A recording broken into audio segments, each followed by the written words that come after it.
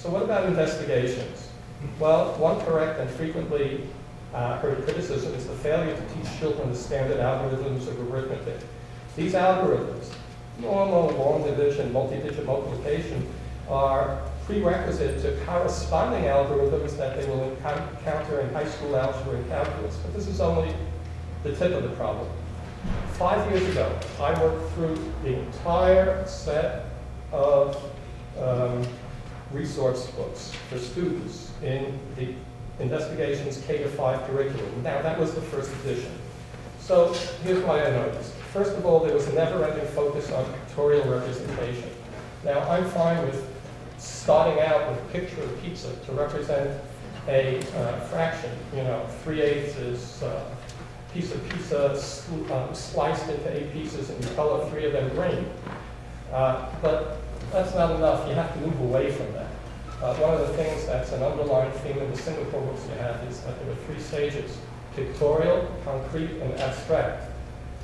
And that's the progression that's needed in K-12 education. Now, in many, many cases, investigations never advances beyond that first pictorial stage, and that's a serious, serious problem. The next thing I did is I wanted to actually get some feel for what kind of computation is involved in investigations. So what I did is I looked for all the places in the curriculum where students had to do the following sort of problem.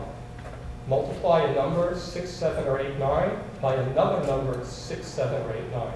So this could occur in an exercise that says find 6 times 7, or it could occur in an exercise that says find 256 times 7, because that requires doing 6 times 7, right? So it turns out that in the entire K-5 curriculum in Turk, there were fewer than 30 instances where students were asked to do calculation from this allegedly hard part of the multiplication table. Now that's outrageous. To think that your children in 6 years, at least in the first edition of Turk, never got any practice doing normal multiplication. And if that was the case, then the kids who went through that edition of Turk, are going to be slaughtered when they get to high school or college. You just can't move from that lack of attention to ordinary computation to much harder kinds of computation and symbolic manipulation of algebra instructions. And just to interrupt you one second, Turk is a publisher of investigations, so you'll hear both terms, but it's the same book.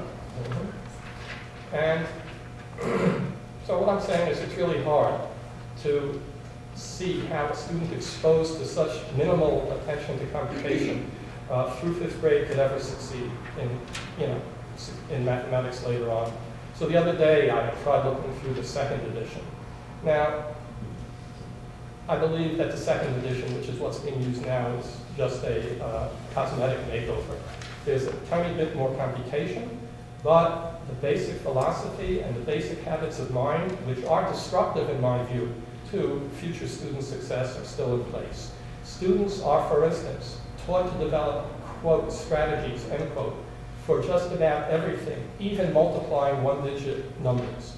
There's hostility to the idea that one could look at a problem and either know the answer from memory or simply decide which of the standard algorithms to use and then apply that algorithm effortlessly, automatically, and correctly.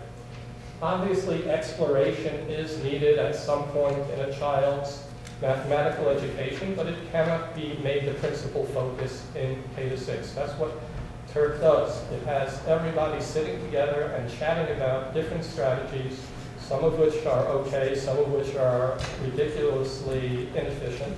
And the basic problem is if you do that, you lose a focus on the idea that there is a best way to calculate, to work out large classes of mathematics problems.